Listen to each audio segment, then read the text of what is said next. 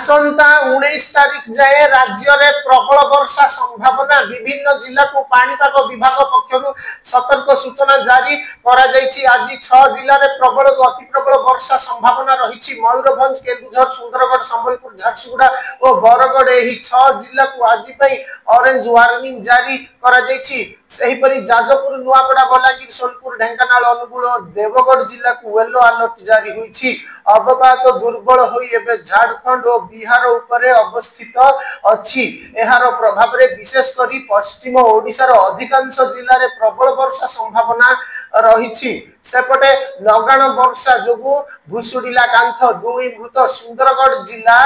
Koida block रे 2टी पृथक पृथक स्थान रे कांथ भुसुडिछि 2 जनकर जीवन जाइछि कोईडा ब्लॉक कालटा फांडी अधीन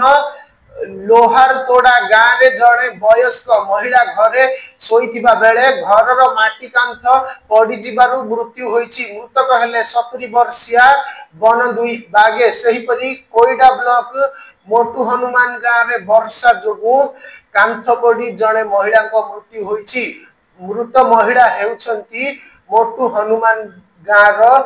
दमाणी सेठ दमाणी शोइथिबा बेले वर्षा रे